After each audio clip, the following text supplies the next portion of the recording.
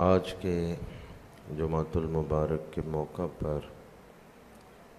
جس موضوع پر میں گفتگو کر رہا ہوں وہ انسانی لباس کے حوالے سے ہے۔ دور حاضر میں وہ خرابیاں، وہ کمزوریاں جو ہمارے معاشرے میں آ گئیں اور جن کی وجہ سے بہت سارے معاملات خلاف شرع رونما ہو رہے ہیں، اگر ہم ان کی اصلاح کر لیں تو معاشرے کی اصلاح ہو سکتی ہے۔ ان معاملات میں سے ایک اہم معاملہ لباس کا معاملہ ہے، اور انسان کی بنیادی ضروریات میں سے ایک ضرورت لباس بھی ہے۔ اگر ہم اپنے لباس کو اسلامی احکامات، اسلامی تعلیمات کے مطابق ڈھال لیں تو یہ لباس کی درستگی معاشرے کی اصلاح میں اہم کردار ادا کر سکتی ہے۔ اس لیے میں نے آج آپ کے سامنے اس موضوع کو منتخب کیا ہے۔ دعا گو ہوں خالق کائنات حق گوئی کی توفیق عطا فرمائے۔ خطبہ کے دوران میں نے سورہ مبارکہ الاعراف آیت نمبر 31 تلاوت کرنے کا شرف حاصل کیا ہے، جس میں اللہ پاک نے اپنے احسانات میں سے ایک احسان کو بیان فرمایا ہے۔ لیکن اس آیت مبارکہ کے ترجمے سے پہلے اسلامی احکامات جو ہیں لباس کے حوالے سے، ان کی حکمت آپ کے سامنے عرض کرنا ضروری سمجھتا ہوں۔ اللہ تعالیٰ نے حضرت آدم اور حضرت حوا علیہم السلام دونوں ہستیوں کو جنت میں ٹھہرنے کا حکم دیا تو فرمایا اس درخت کے پاس نہ جانا۔ ایک خاص درخت تھا جس سے انہیں روکا گیا، لیکن قرآن پاک میں ہے فَأَزَلَّهُمَا الشَّيْطَانُ، شیطان نے لغزش دی اور شیطان نے کہا کہ یہ جو تمہیں روکا گیا ہے یہ تحریمی نہیں ہے بلکہ تنزیہی حکم ہے۔ اگر تم اس درخت کا پھل کھا لو تو اللہ تعالیٰ ناراض نہیں ہوں گے، یہ تو صرف ایک تنزیہی حکم تھا کہ تم ایسا نہ کرو۔ اور پھر اس نے قسم اٹھائی، اور قسم اللہ کے نام کی قسم، اور کہا کہ اس میں تمہارے لیے بہتری ہے، یہ کوئی اللہ کی ناراضگی والا معاملہ نہیں ہے۔ تو حضرت آدم علیہ السلام، بی بی حوا، انہوں نے سوچا کہ کوئی اللہ کے نام کی جھوٹی قسم کیسے اٹھا سکتا ہے، اور دوسری بات یہ کہ حکم، انہوں نے یہ سوچا کہ حکم تنزیہی ہے، لہٰذا انہوں نے اس درخت کا پھل کھا لیا۔ اس کا نتیجہ کیا نکلا کہ بدن میں جو اعضاء چھپانے والے تھے وہ بے پردہ ہو گئے، لباس اتر گیا۔ تو شیطان نے پہلا وار جو انسانیت پہ کیا ہے وہ کیا کیا ہے کہ انسانوں کو بے لباس کیا ہے۔ ہماری سب سے بڑی دولت ایمان اور تقوی ہے۔ وہ راستے جن راستوں سے شیطان حملہ آور ہو کر ایمان کو چھینتا ہے یا تقوی کو چھین لیتا ہے، شریعت مطہرہ نے وہ راستے بند کر دیے، شریعت نے وہ راستے بند کر دیے ہیں کہ جن راستوں سے شیطان آ سکتا ہے۔ اس لیے شریعت مطہرہ نے ہمیں ایسا لباس پہننے کا حکم دیا ہے کہ شیطان کو گمراہ کرنے کا موقع نہ ملے۔ ایسا لباس انسان پہنے، مرد اور عورت، کہ اس کے اپنے ایمان اور تقوی کی حفاظت کا باعث ہو، اور وہ لباس پہننے والا کسی دوسرے کے لیے بھی فتنے کا باعث نہ بنے۔ حضرت آدم علیہ السلام تو معصوم عن الخطا ہے، اور ان کی طرف تو معروف معنوں میں جو گناہ کا لفظ ہے وہ نہیں منسوب کیا جا سکتا۔ وہ تو اللہ کی حکمت تھی کہ اللہ تعالیٰ نے انہیں زمین پہ اتارا، اللہ نے انہیں سزا نہیں دی، اللہ نے انہیں آزمائش کے لیے، اولاد آدم کی آزمائش کے لیے زمین پہ اتارا ہے۔ حضرت آدم علیہ السلام یا انبیاء کے حوالے سے جو اس طرح کی آیات ہیں ان کی ہم قرآن میں تلاوت کر سکتے ہیں، لیکن اپنی بول چال میں ان کی طرف گناہ یا معاذ اللہ ظلم کی نسبت نہیں کر سکتے، کیونکہ نبی ظالم نہیں ہوتے، اور جو ظالم ہو وہ نبی نہیں ہوتے۔ یہ اللہ تعالیٰ کی حکمتیں ہیں جن کے تحت قرآن پاک میں یہ الفاظ انبیاء کرام کے لیے استعمال ہوئے ہیں، اور یہ اللہ تعالیٰ کے اپنے راز ہیں۔ ہم قرآن میں تلاوت کر سکتے ہیں، لیکن ان کے لیے ہمارے اوپر لازم ہے کہ ہم انتہا درجے کا ادب کریں۔ وہ اللہ کے چنے ہوئے بندے ہیں، وہ اللہ کے مقرب بندے ہیں۔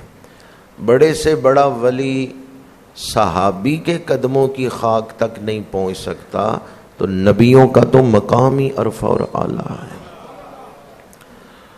تو شیطان نے اولاد آدم سے بدلہ لینے کے لیے، اولاد آدم کو گمراہ کرنے کے لیے جو طریقے اختیار کیے، ان میں ایک طریقہ ان کو ننگا کرنا، بے لباس کرنا، بے حیا بنانا، ایسے طور طریقے یا ایسے فیشن کا دل دادہ بنا دینا کہ یہ گمراہی میں پڑ جائیں اور بے حیائی میں مبتلا ہو جائیں۔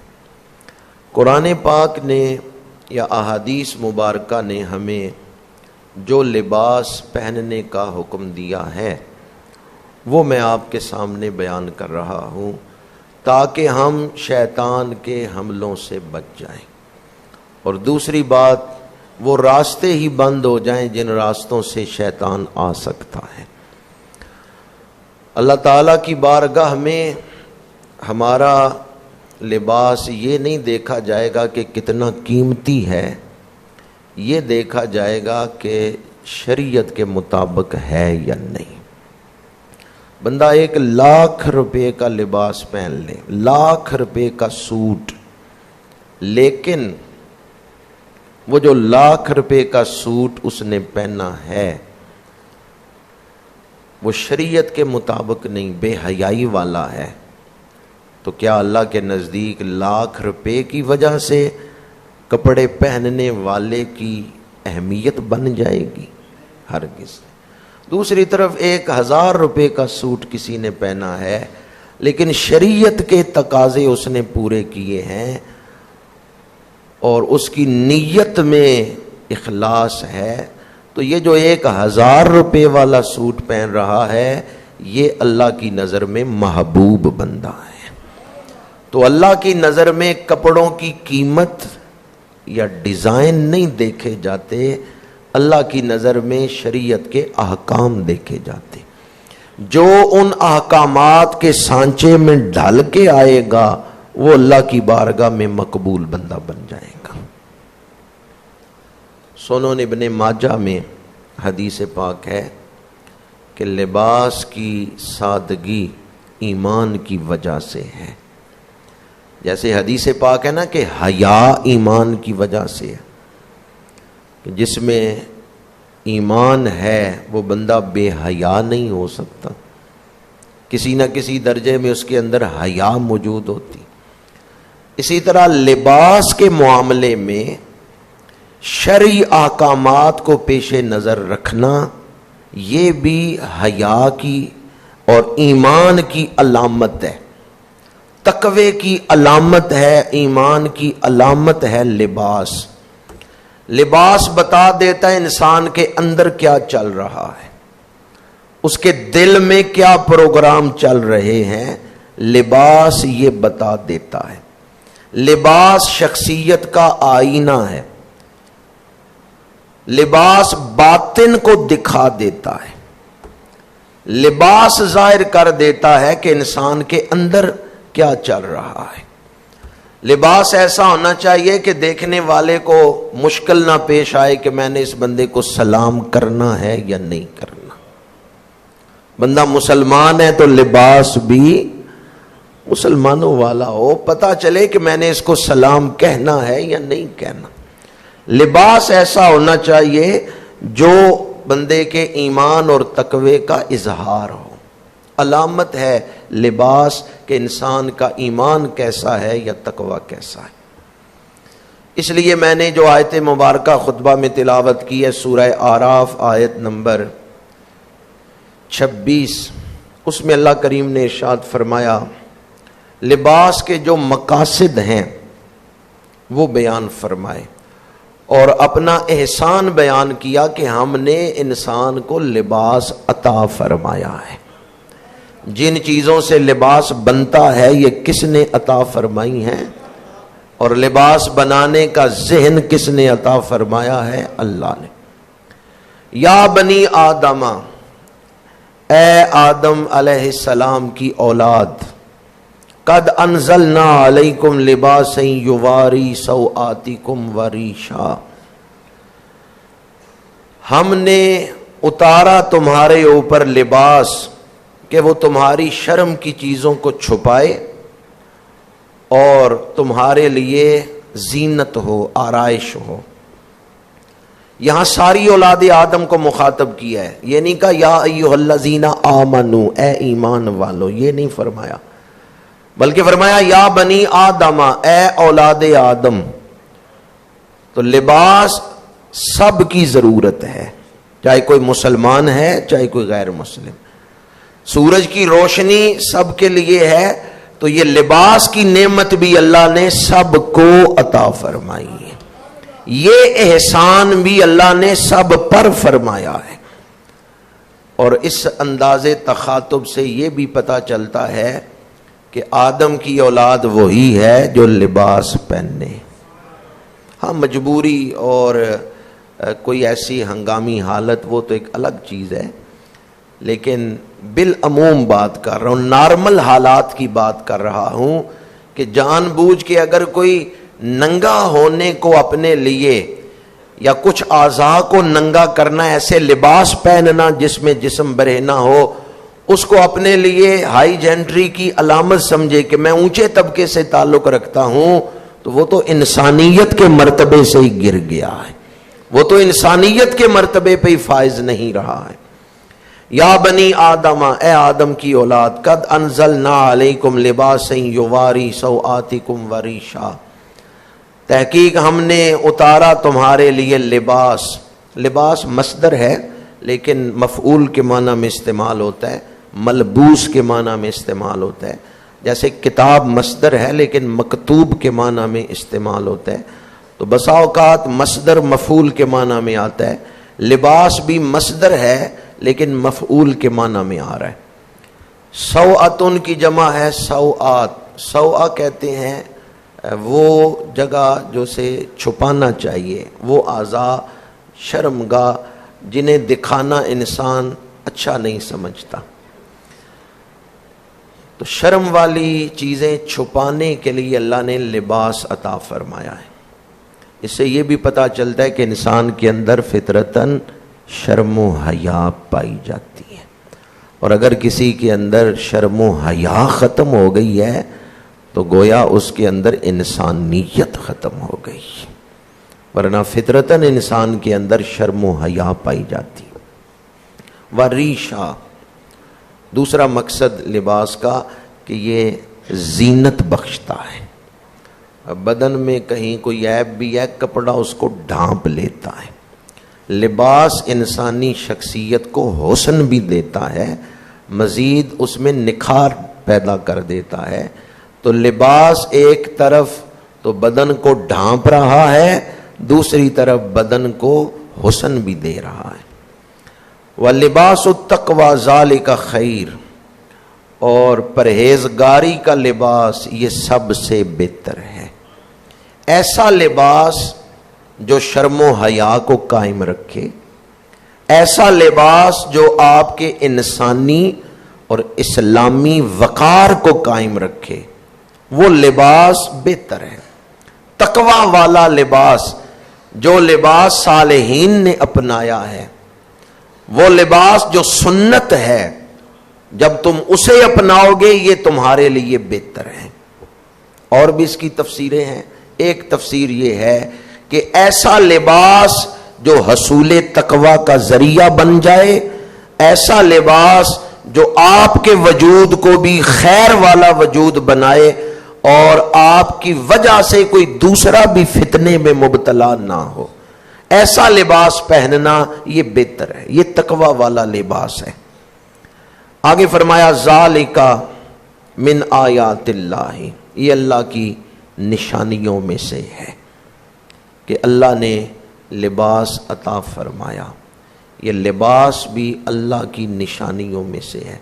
انسانی ذہن میں اللہ نے لباس کی بات ڈالی کہ میں نے لباس پہننا ہے، اور پھر ایسی چیزیں عطا کی جن سے لباس بن سکتا تھا۔ یہ سب کچھ اللہ کی نشانیوں میں سے ہے۔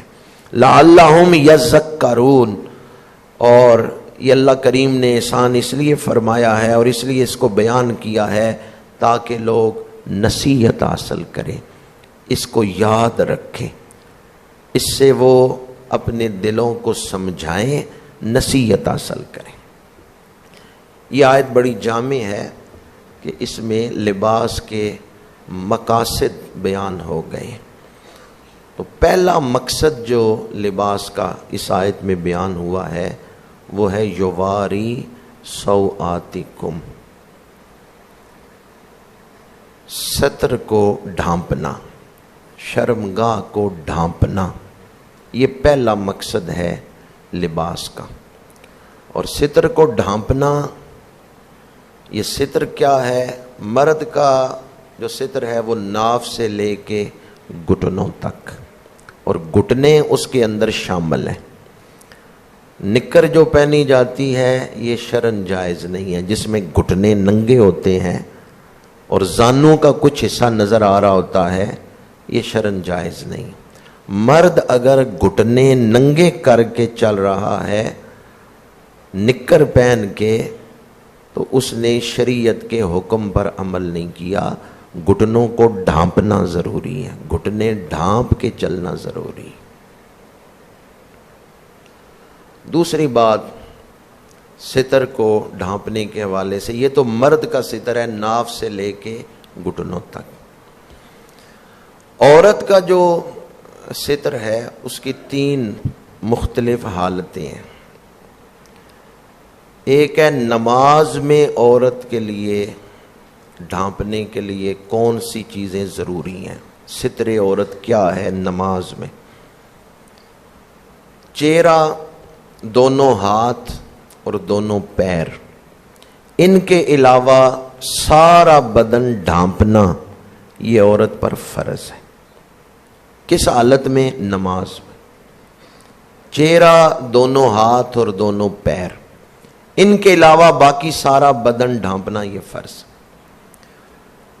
دوسرا پردے کا حکم عورت کے لیے محرم مردوں کے سامنے، باپ، بیٹا، بھائی، محرم رشتے جن سے اس کا نکاح نہیں ہو سکتا، ان کے سامنے بھی وہ اپنا چہرہ کھلا رکھ سکتی ہے۔ اپنے ہاتھ یا اپنے پیر ان کو ڈھانپنا ضروری نہیں ہے۔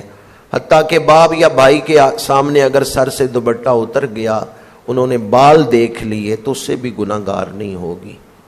یہ ہے محرم رشتوں کے سامنے. لیکن نامحرموں کے سامنے یا معاشرے میں نکلے یا بازار میں یا شادیوں پہ جائے جہاں اجنبی مرد ہیں، وہاں عورت کے لیے پردے کا حکم کتنا ہے. وہاں عورت نے سارا بدن بھی ڈھانپنا ہے اور اپنا چہرہ بھی ڈھانپنا ہے.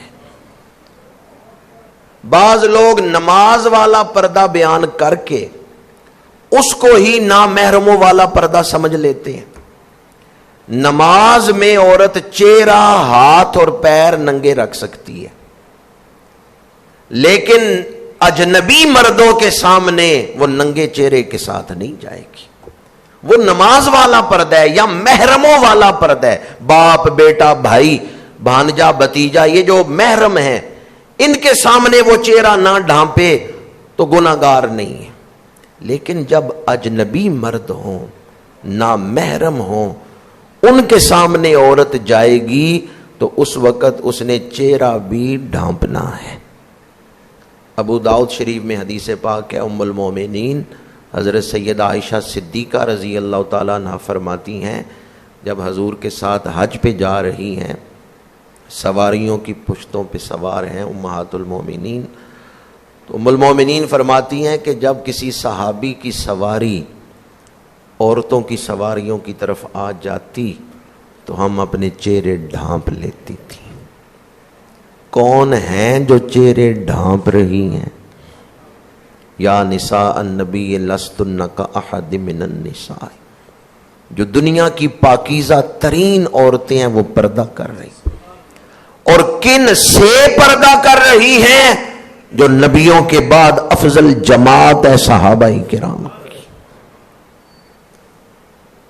وہ مرد بھی اعلیٰ تقوی والے تھے، عورتیں بھی اعلیٰ تقوی والی تھیں، پھر بھی پردہ کر رہے ہیں. اور ہم آج کل کیا کہتے ہیں؟ خیر ہے، کوئی بات نہیں، خیر ہے.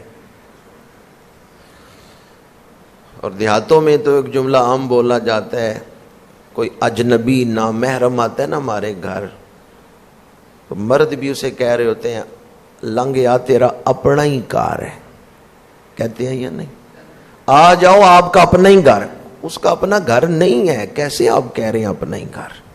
وہ محرم ہے آپ کی عورتوں کا؟ نہیں محرم، وہ اجنبی ہے آپ کی عورتوں کے لیے، اور آپ کہہ رہے ہیں آپ کا اپنا ہی گھر ہے، گزر آؤ. شریعت مطہرہ نے پردے کا جو حکم دیا ہے اسے سمجھنے، ہمارے ہاں تو آج کل جو صورتحال ہے اسے سوچتے ہوئے اور پرانی صورتحال کو سوچتے ہوئے انسان حیران ہوتا ہے کہاں سے کہاں بات پہنچ گئی. پہلے تو لوگ بازار بھی جاتے تھے نا تو گھر سے کپڑے کا تھیلا لے کے جاتے تھے تاکہ گلی میں سے گزرتے ہوئے جو چیز ہم لا رہے ہیں وہ بھی پردے میں ہی لے کے آئیں. اور آج کل ٹھیک ہے وقت کی ضرورت بدل گئی، آپ نے شاپر لے لیے، شاپروں میں اب سارے محلے کو دکھا کے لا رہے ہیں کہ کیا ہم لا رہے ہیں. ایسے شاپر بھی ہیں جن میں نہیں نظر آتا، ٹھیک ہے، لیکن آج کل کوئی اس پردے کے ساتھ چیزوں کو لا سکتا ہے جیسے پہلے تھیلے میں لاتے تھے. پہلے تو چیزوں کا بھی اتنا پردے کا اہتمام کرتے تھے کہ نظر نہ پڑے، پتہ نہیں کوئی کیسی نظر ڈالے گا، کوئی حسرت کی نظر ڈالے گا، کوئی نظر بد سے دیکھے گا. اور آج کل شادیوں پر تو یوں لگتا ہے کہ جیسے ہم یہ کہتے ہوئے میرا کلیجہ پھٹ رہا ہے، لیکن حقیقت ہے جو میں کہہ رہا ہوں کہ شادیوں پہ تو یوں جاتے ہیں جیسے بہنوں بیٹیوں کی نمائش پر جا رہے ہیں، یوں تیار ہو کے ہم جاتے ہیں. قرآن پاک نے ہمیں حکم دیا ہے کہ لباس اللہ نے عطا کیا تو اس کا پہلا مقصد کیا ہے؟ جسم کو ڈھانپنا، ستر عورت، یہ پہلا قانون ہے لباس کے لیے، اسلامی قانون. ویسے اسلام نے کوئی ایسا لباس نہیں دیا کہ اگر تم شلوار نہیں پہنو گے تو گناہگار ہو جاؤ گے، اگر تم تہمد نہیں پہنو گے تو گناہگار ہو جاؤ گے. اسلام نے کوئی ایسا لباس مختص نہیں کیا کہ ضرور یہی لباس پہنو. اسلام نے اصول دیے ہیں کہ ان اصولوں کو پیش نظر رکھو. لباس اپنے ملک اور اس کے موسم کے ماحول کے مطابق تم منتخب کر سکتے ہو، لیکن اصول سامنے رکھو کہ لباس میں اصول کیا ہونا چاہیے۔ تو پہلا اصول کیا ہے کہ وہ لباس کیسا ہو جو بدن کو، گرمیوں کا موسم آ گیا ہے، مرد حضرات بھی ایسے کپڑے پہن کے نماز پڑھ رہے ہوتے ہیں جن میں نماز نہیں ہوتی۔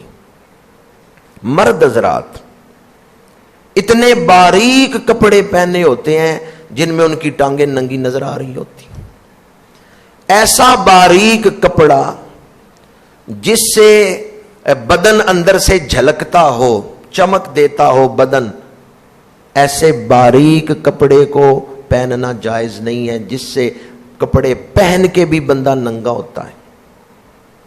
وہ اعضاء جن کا پردہ فرض ہے وہ اعضاء ننگے ہوتے ہیں، وہ حصہ ننگا ہوتا ہے۔ جو کپڑے کا کاروبار کرتے ہیں نا، وہ کوئی عالم یا مفتی نہیں ہوتے کہ وہ پہلے اس پیمانے پہ کپڑے کو پرکھیں پھر اپنی دکان میں لا کے رکھیں کہ یہ کپڑا بیچنا جائز ہے یا ناجائز ہے۔ کیا خیال ہے کپڑے بیچنے والے سارے مفتی ہوتے ہیں؟ تو آپ جب کپڑا خریدنے جائیں تو پہلے یہ دیکھ لیں کہ یہ کپڑا پہن کے، یہ کپڑا پہننا جائز بھی ہے یا نہیں، یا کپڑا پہن کے نماز پڑھو نماز بھی ہو جائے گی یا نہیں۔ گرمی کے نام پر بھی، گرمی ہے، ایسے کپڑے پہن لیتے ہیں کہ جن کپڑوں کو پہن کے بھی آدمی ننگا ہی ہوتا ہے۔ اصول میں آپ کے سامنے بیان کر رہا ہوں، ایسا باریک کپڑا کہ جو بدن کے اوپر تو نظر آ رہا ہے کہ کپڑا ہے، لیکن اس کپڑے کے اندر سے بدن جھلک رہا ہے، اس کپڑے کے اندر سے اعضاء کی بناوٹ محسوس ہو رہی ہے، تو آپ نے جو پہلا اصول تھا نا لباس کا، اسی کو توڑ دیا ہے۔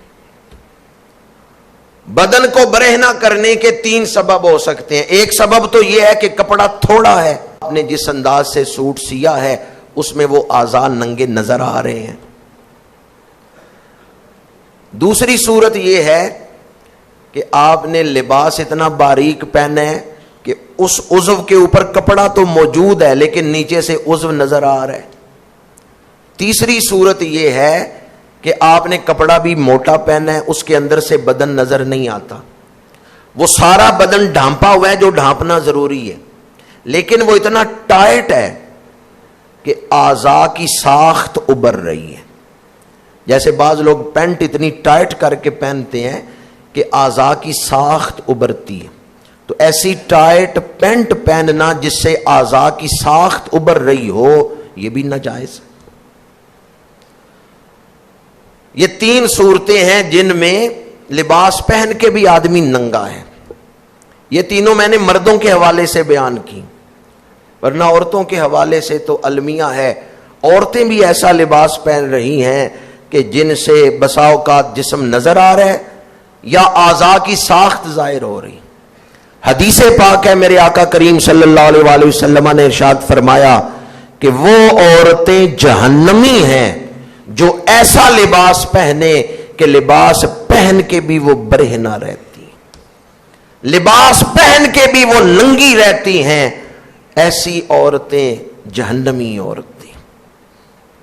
ہمیں اپنی بہنوں بیٹیوں سے خیر خواہی ہے، ہم ان کی بہتری چاہتے ہیں جو یہ مسئلہ سنا رہے۔ آپ اپنی بہنوں بیٹیوں کے ساتھ اگر خیر خواہی کرنا چاہتے ہیں تو انہیں جا کے یہ مسئلہ سمجھائیں۔ شیطان چاہتا ہے کہ معاشرے میں بے حیائی پھیلے، شیطان چاہتا ہے کہ وہ ہمیں برہنہ کرے، ہمیں ننگے بدن والا بنائے، اور اسلام چاہتا ہے ہم انسانی شرف کے ساتھ زندگی گزارے اور لباس ایسا پہنے کہ جو لباس ایمان اور تقوی کی حفاظت کا باعث ہو۔ بعض لوگ گرمیوں میں شرٹ پہن کے دفتر جاتے ہیں، شرٹ پہنی ہے، اس کے ساتھ نماز پڑھتے ہیں تو آدھے بازو کونیوں سے اوپر ہے شرٹ، نماز پڑھنا مکروہ ہے۔ اگرچہ جو فرض حصہ ہے بدن کا وہ تو اس نے ڈھانپا ہوا ہے، لیکن اس انداز میں نماز پڑھنا کیا ہے؟ مکروہ ہے، اس میں کراہت ہے۔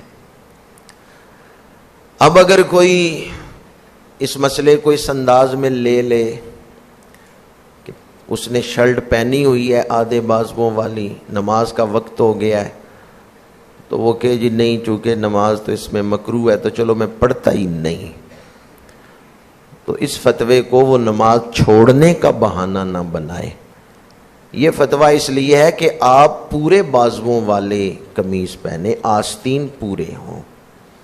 آدھے بازوؤں کے ساتھ آپ نماز پڑھیں گے تو نماز مکروہ ہوگی۔ آپ لباس ہی ایسا پہنے کہ جس میں پورے بازوؤں والی آستین ہو۔ اگر کبھی ایسا صورتحال بن گئی ہے کہ آپ نے آدھے بازوؤں والی شرٹ پہنی ہے، نماز کا وقت ہو گیا ہے، تو اس کو بہانہ بنا کے نماز نہ چھوڑیں۔ اگرچہ نماز مکروہ ہوگی، ثواب پورا نہیں ملے گا، لیکن آپ نماز پڑھ لیں۔ اس کو نماز چھوڑنے کے لیے بہانہ نہیں بنایا جا سکتا۔ گرمیوں میں بعض دوستوں کو دیکھا گیا ہے کہ وہ بنیان میں بھی نماز پڑھ لیتے، یہ بھی کراہت ہے۔ بنیان میں نماز پڑھنا یہ بھی مکروہ ہے۔ لباس کی بات چلی ہے تو ایک فتویٰ اور آپ کے سامنے عرض کرتا چلوں، یہ شرٹ سے ہی مجھے ذہن میں آیا کہ ٹائی لگانا جو ہے، یہ ٹائی لگانا اعلیٰ حضرت کے جو شہزادے ہیں، حضرت مفتی اعظم ہند مصطفیٰ رضا خان رحمۃ اللہ تعالی علیہ، انہوں نے اس پر فتویٰ دیا ہوا ہے کہ یہ ٹائی لگانا حرام ہے، یہ ناجائز ہے۔ ٹائی لگانا یہ مشابہت ہے ان بے دینوں کے ساتھ، اس لیے ٹائی لگانے سے پرہیز کرنا چاہیے۔ ویسے میں نے کہا کہ اسلام نے کوئی لباس مخصوص نہیں کیا کہ آپ یہ پہنیں تو یہ اسلامی لباس ہے، لیکن اصول بہرحال دیے۔ پینٹ شرٹ میں پینٹ اگر کھلی ہے، بیگی طرز کی کھلی پینٹ ہے تو وہ تو ٹھیک ہے، آپ پہن سکتے ہیں، لیکن یہ ٹائی جو ہے یہ تشبہ ہے، اور حدیث پاک ہے من تشبہ بقوم فہو منہم۔ کیوں آپ لگاتے ہیں ٹائی؟ میں ان جیسا نظر آؤں۔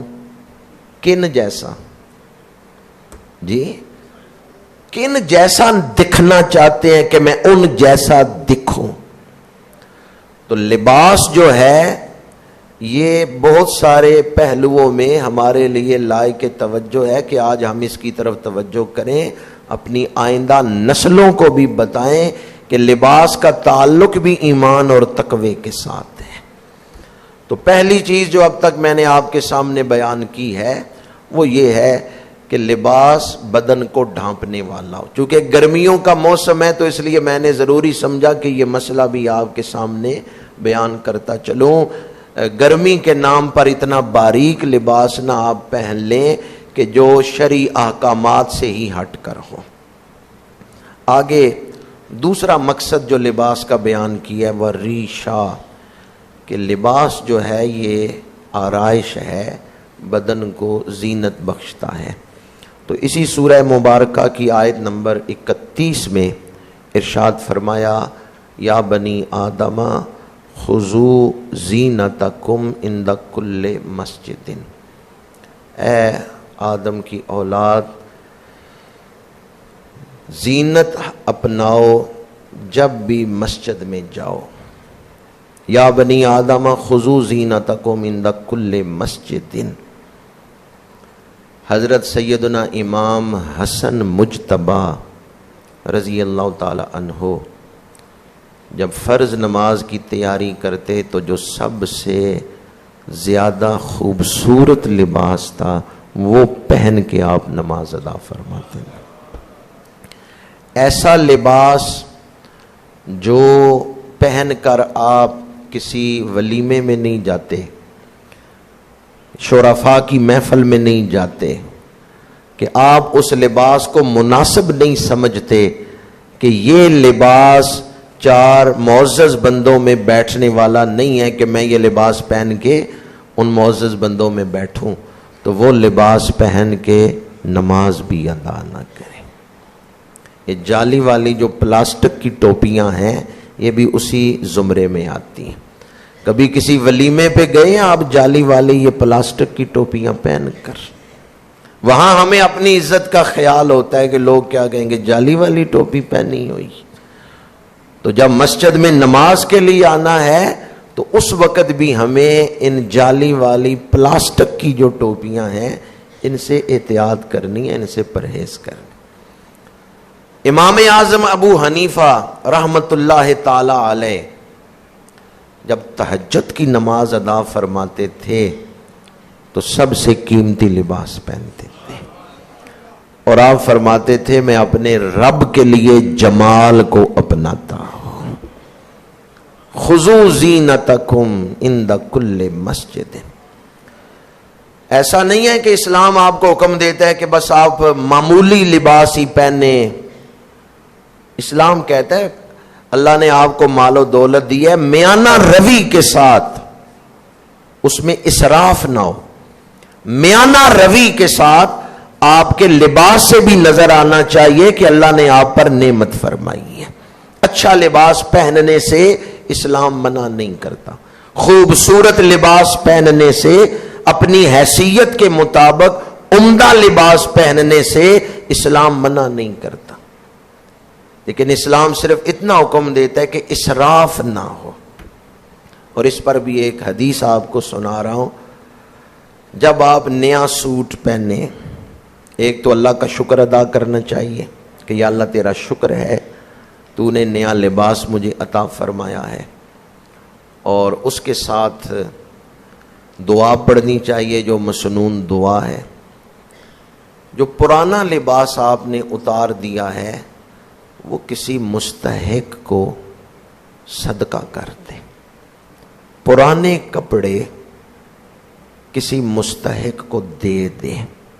کسی عزیز کو بھی دے سکتے ہیں اگر کوئی ایسا عزیز ہو جو آپ کے کپڑے پہننا پسند کرے، ورنہ غرباء میں تقسیم کر دیں. حدیث سنیں، میرے آقا کریم صلی اللہ علیہ وآلہ وسلم نے ارشاد فرمایا جو ایسا کرے گا کہ اپنے پرانے کپڑے کسی مستحق کو دے دے وہ اللہ کی پناہ میں آ جائے گا. دنیا میں بھی آخرت میں بھی وہ اللہ کی پناہ میں آ جائے گا.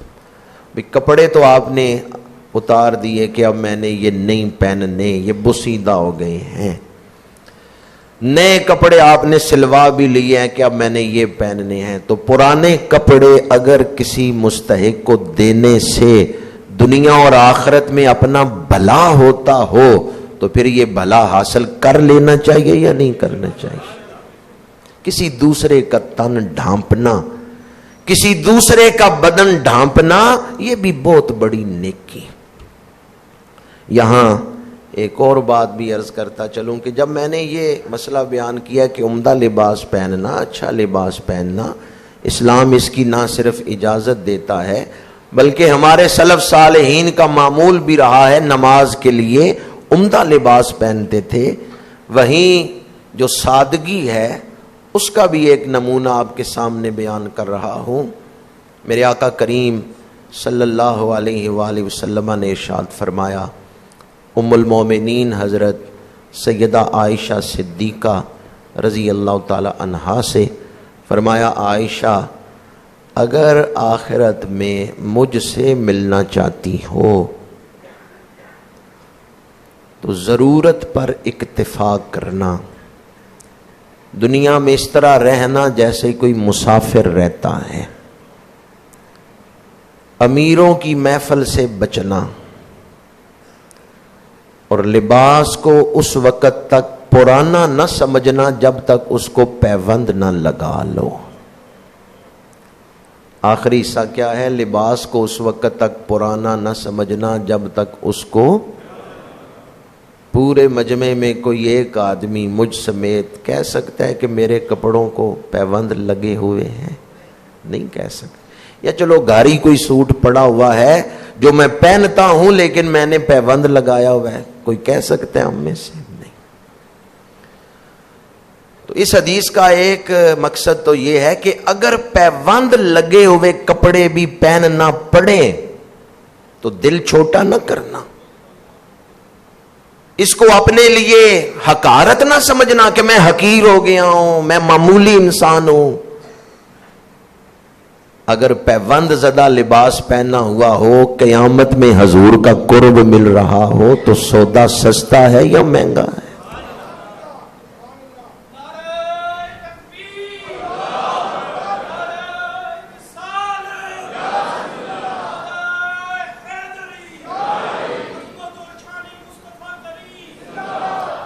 اس حدیث پاک کے شروع میں حضور نے فرمایا، عائشہ آخرت میں مجھے ملنا چاہتی ہو، میرا قرب چاہتی ہو تو یہ چیزیں اختیار کرنا۔ ان میں سے ایک چیز حضور نے یہ فرمائی کہ لباس کو پرانا نہ سمجھنا جب تک اس کو پیوند نہ لگا لو۔ تو اگر کوئی پیوند زدہ لباس پہنے ہوئے ہو تو وہ احساس کمتری میں مبتلا نہ ہو۔ پیوند زدہ لباس کو پہننا یہ غریبی کی علامت نہیں ہے، یہ تو قرب رسول کی علامت ہے۔ قیامت کے دن حضور کا قرب ملنے والا ہے۔ میرے آقا کریم نے دعا فرمائی، اللہم احینی مسکینا و امتنی مسکینا واحشرنی فی زمرۃ المساکین۔ پروردگار میں دنیا میں زندگی گزاروں تو مسکینی کی حالت میں، وصال ہو تو مسکینی کی حالت میں، اور حشر کے میدان میں میرے ارد گرد ہجوم ہو تو مساکین کا ہجوم ہو، مسکینوں کا ہجوم میرے ارد گرد ہو۔ قیامت کے دن حضور کے گرد مساکین۔ اس پر ترمذی شریف کی ایک حدیث مبارکہ بھی ہے، فَيُدْخِلُنِيهَا وَمَن مَّعِيَ مِنَ الْفُقَرَاءِ وَلَا فَخْرَ۔ میرے آقا کریم نے فرمایا، سب سے پہلے قیامت کے دن میں جنت کا دروازہ کھلواؤں گا، فَيُدْخِلُنِيهَا، اللہ تعالیٰ سب سے پہلے مجھے جنت میں داخل فرمائے گا، وَمَن مَّعِيَ مِنَ الْفُقَرَاءِ، اور میرے ساتھ اللہ فقراء کو جنت میں داخل فرمائے گا۔ فقراء کو، تو فقراء کے اوصاف اپنا لینا، ان کی تعلیمات کو اپنا لینا، یہ بہت بڑی کامیابی ہے۔ دامن وقت میں گنجائش نہیں ہے، آخری بات عرض کر رہا ہوں۔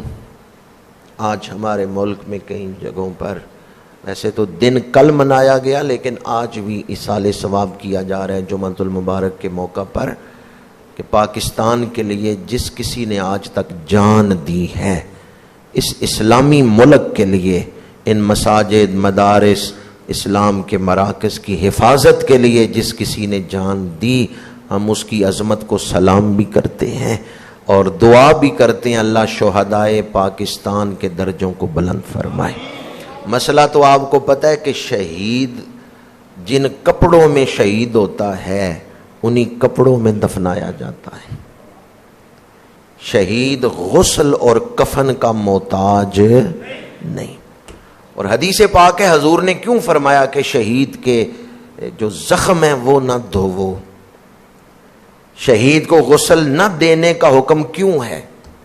فرمایا شہید جب قیامت کے دن اٹھیں گے ان کے زخموں سے خون جاری ہوگا، لیکن اس خون سے خوشبو آ رہی ہوگی۔ شہیدوں کے خون سے قیامت کے دن خوشبو آ رہی ہوگی، اور شہید کو اس کفن میں ہی جو لباس اس نے پہنا ہوتا ہے اس لباس میں ہی اس کو دفنا دیا جاتا ہے۔ ہاں اگر اس کا لباس جو شریعت کا کفن ہے اس سے زیادہ ہو تو پھر کپڑا کم کیا جا سکتا ہے، اور اگر اس سے کم ہو جو کفن دینا چاہیے، اس سے بھی تھوڑا کپڑا ہے شہید کے بدن پر، تو پھر اس کے بدن پر باہر سے چادر دی جا سکتی ہے۔ یعنی اگر پہلے اس کے بدن پہ کپڑا تھوڑا ہے، جس حالت میں وہ شہید ہوا ہے اس کے بدن پہ لباس تھوڑا ہے، تو پھر اس کو کفن کی چادر دی جا سکتی ہے۔ لیکن بالعموم جو اصول ہے وہ یہی ہے کہ شہید جن کپڑوں میں شہید ہو رہا ہے ان میں ہی دفنایا جاتا ہے، غسل بھی نہیں دیا جاتا۔ ایک شہید ایسا ہے جس کو فرشتوں نے غسل دیا ہے، حضرت حنظلہ۔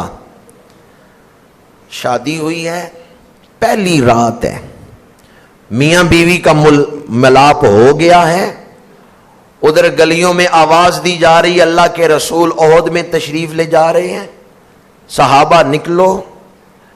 کیا شان ہے اس غلام کی، اس عاشق کی، حضرت حنظلہ کی۔ نئی نئی شادی ہے، پہلا دن ہے شادی کا، نئی نویلی دلہن کو نہیں دیکھ رہے، اللہ کے رسول کی پکار پہ کہہ رہے ہیں لبیک یا رسول اللہ. گھر سے نکل پڑے. بیوی نے روکے کہ ہماری نئی نئی شادی ہوئی ہے اور آپ کدھر جا رہے ہیں؟ میں بیوہ ہو گئی تو میرا کیا بنے گا؟ بیوی نے روکے نہیں. سلام ان خواتین پر جنہوں نے اسلام کی عظمت کے لیے اپنے سہاگ قربان کیے. میدان جنگ میں احد میں حضرت حنظلہ شہید ہو گئے. شہیدوں کی لاشیں اکٹھی کی جا رہی ہیں. میرے آقا کریم صلی اللہ علیہ وآلہ وسلم آپ نے ارشاد فرمایا دیکھو حنظلہ کی لاش کہاں ہے؟ میں یہ دیکھ رہا ہوں کہ حنظلہ کے لاش کو فرشتوں نے اٹھایا ہے اور بادلوں کے پانیوں سے غسل دے رہے ہیں. حنظلہ کو غسل دیا جا رہا ہے. صحابہ کہتے ہیں جب ہم نے جناب حنظلہ کی لاش کو تلاش کیا، لاش مل گئی تو کیا دیکھا؟ ان کے بالوں سے پانی ٹپک رہا ہے جیسے انہیں غسل دیا گیا. یا رسول اللہ جیسے آپ نے فرمایا ویسا معاملہ ہم نے پایا ہے. حضرت حنظلہ کے بالوں سے پانی نچڑ رہا ہے. میرے آقا کریم صلی اللہ علیہ وآلہ وسلم نے ارشاد فرمایا جاؤ حنظلہ کی بیوی سے پوچھو. جب حنظلہ گھر سے نکلا تھا اس پہ غسل واجب ہو چکا تھا. اور ادھر جناب حنظلہ کی زوجہ، حنظلہ چلے گئے جنگ پہ. انہوں نے 4 لوگوں کو بلایا، گواہ بنایا، کہا گواہ ہو جاؤ آج میرے خامد نے مجھ سے ملاپ کیا ہے. لوگوں نے کہا گواہ کیوں بنا رہی ہو؟ گواہ بنانے کی کیا ضرورت ہے؟ انہوں نے کہا گواہ اس لیے بنا رہی ہوں، ایک دن پہلے میں نے خواب دیکھا ہے آسمان کے دروازے کھلے ہیں اور حنظلہ اوپر گیا ہے، دروازے بند ہو گئے ہیں. مجھے یقین ہے میرا خامد واپس نہیں آئے گا، شہید ہو جائے گا. بیوی پہلے خواب دیکھ چکی اور کہا میں تمہیں گواہ اس لیے بنا رہی ہوں کہ اگر حنظلہ کا بچہ پیدا ہو تو کوئی الزام تراشی نہ کرے. میں اس لیے پہلے ہی گواہ بنا رہی، ورنہ جہاں تک ان کی شہادت کا تعلق ہے میں نے خواب دیکھا ہے آسمان کے دروازے کھلے ہیں اور میرا خامند آسمان میں داخل ہوا، دروازے بند ہو گئے. حنظلہ شہید ہو گئے.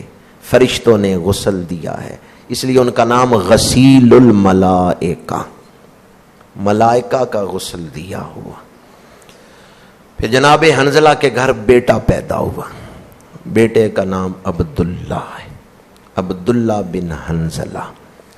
اور یہ بھی بعد میں شہید ہوئے جب یزید نے حملہ کیا تھا حرمین شریفین پر، مکہ مکرمہ مدینہ منورہ پہ. یزید جب تخت نشین ہوا اس حملے میں جناب حنظلہ کے بیٹے عبداللہ بھی شہید ہوئے. میں اپنی گفتگو کو اس پیغام پر ہی سمیٹتا ہوں. ہماری سب سے بڑی دولت ایمان اور تقوی ہے. لباس ایسا ہونا چاہیے جو ایمان اور تقوی کی حفاظت کرنے والا ہو، نہ کہ فتنے میں ڈالنے والا ہو. اور لباس کے انتخاب میں بڑی احتیاط کی ضرورت ہے. میری بہنوں بیٹیوں کو جا کر بھی یہ بات سمجھائیں. کتنے مردوں کو میں نے دیکھا ہے کہتے ہیں ہم کون سا زندہ ہیں، ہم کون سا زندہ ہیں. جو زندہ ہوتا ہے وہ بول سکتا ہے، وہ اپنے سامنے کوئی غلط بات دیکھے منع کر سکتا ہے. وہ مرد کہاں زندہ ہیں جن کے گھر سے عورتیں ننگے سر باہر نکلتی ہیں اور وہ روک بھی نہیں سکتے. اللہ تعالیٰ اس دور کے فتنوں سے ہمیں محفوظ رکھے. وآخر دعوانا ان